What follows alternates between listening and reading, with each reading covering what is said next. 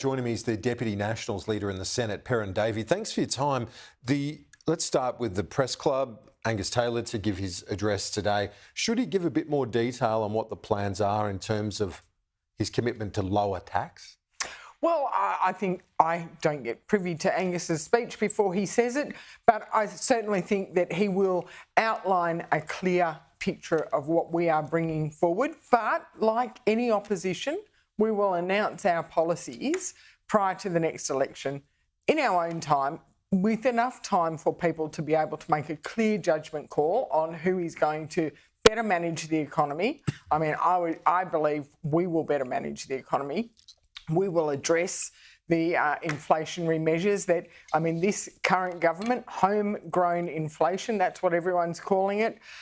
The Economists last week weren't very impressed with this government's high spending budget, and Angus will cover off as much of the detail as he feels comfortable providing. Well, I guess if you don't put the commitments out there, it does leave a vacuum in which the government can also say, you've got this, well, they're saying it's a $45 billion black hole in the commitments that have been previously made by the coalition. Well, we will definitely, and Angus will definitely cover off the principles and explain the principles of what our policies will be. But we will explain our policies in our own time and not the time that the Labor government wants us to. And the same could be said for the nuclear debate as well. You've got the CSIRO report today saying it would cost twice the amount to stack up nuclear energy as it would renewables.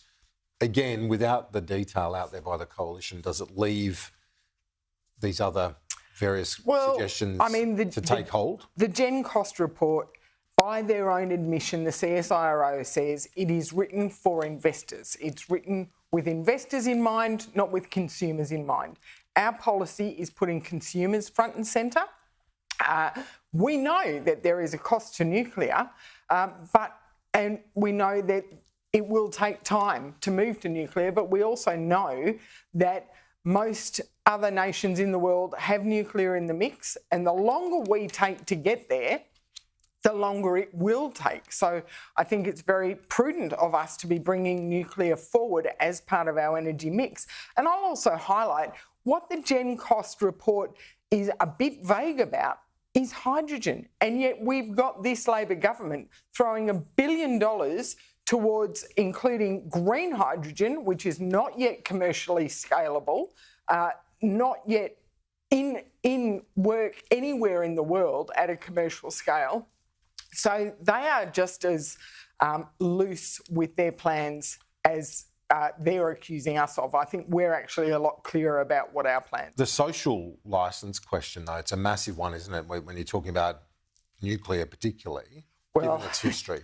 Absolutely, but also let's talk about the social licence of offshore wind, which Chris Bowen has, and the Gen Cost report also highlights is going to cost an awful lot more than any onshore projects. The social licence with transmission lines is going downhill at a rapid scale. And when you talk about siting, the Labor government has not been clear about exactly where the 28,000 kilometres of transmission lines is going to have to go. So, the social licence of renewables is starting to deplete. The International Criminal Court seeking arrest warrants for the three Hamas, the terrorist leaders of that group, plus the Israeli Prime Minister and Defence Minister. Is Australia, is it more prudent for them to be sitting on the fence as the Prime Minister is doing, that our leadership, as opposed to going hard on one side or the other?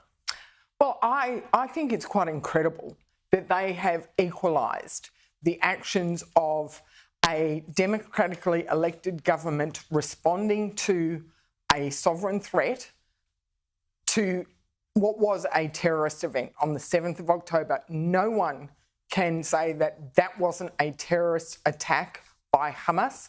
Hamas is recognised around the globe as a terrorist organisation, and to put a president, democratically elected president, in the same basket as Hamas is actually quite incredible. And I'm very surprised that the Albanese government hasn't made that point and that differentiation. Perin Davey, thanks for your time. I appreciate it.